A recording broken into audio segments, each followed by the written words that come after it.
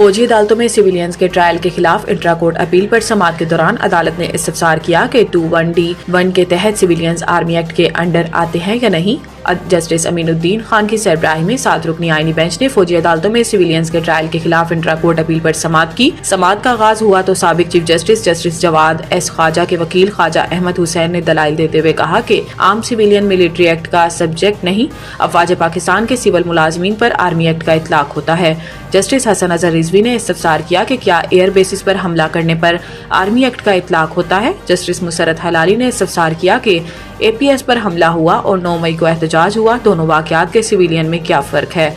वकील अहमद हुसैन ने कहा कि APS वाक़या के बाद 21वीं तरमीम की गई, जिस पर जस्टिस मुसरत हलाली ने रिमार्क्स में कहा कि APS में सारे सिविलियन बच्चे मारे गए। वकील ने इस मौका पर कहा कि हमारा मुकदमा आइन से बाहर नहीं है, 9 मई वालों का ट्रायल हो लेकिन मिलिट्री नहीं।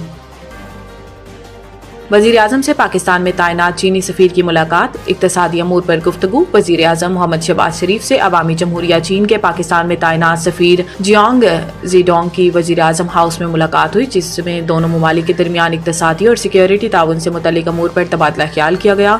वजीर आजम ने चीनी सफीर को चीनी साल 9 की मुबारकबाद दी और नए साल की तकरीबात में चीनी क़यादत के साथ साथ चीन के ब्रदर अवाम बशमूल पाकिस्तान में मुकीम तमाम चीनी शहरियों के लिए नई ख्वाहिशात का इजहार किया।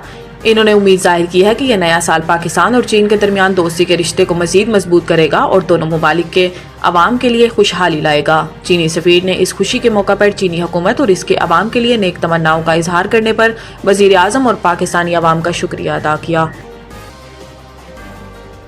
लाहौर हाई कोर्ट पीका तरमीमी ऑर्डिनेंस की मुख्तलिफ शिकों में अमल दरामद रोकने की इस्तदा मुस्तरद कर दी। लाहौर हाई कोर्ट में पीका तरमीमी एक्ट के खिलाफ केस की समाअत हुई। जस्टिस फारूक हैदर ने सहाफ़ी जाफर बिन यार की दरखास्त पर समाअत की। दरखास्त गुजार की जानिब से नदीम सरवर एडवोकेट ने दलाइल दिए। अदालत ने फौरी तौर पर पीका तरमीमी ऑर्डिनेंस की मुख्तलिफ शिकों पर अमल दरामद रोकने की इस्तदा मुस्तरद करते हुए कहा कि पहले फ्रीकैन का मौक़िफ़ आ जाए फिर फैसला करेंगे। बाद अज़ां लाहौर हाई कोर्ट के जस्टिस फारूक हैदर ने 3 हफ्तों में तमाम फ्रीकैन को नोटिस जारी करते हुए जवाब तलब कर लिया और केस की समाअत मुलतवी कर दी गई।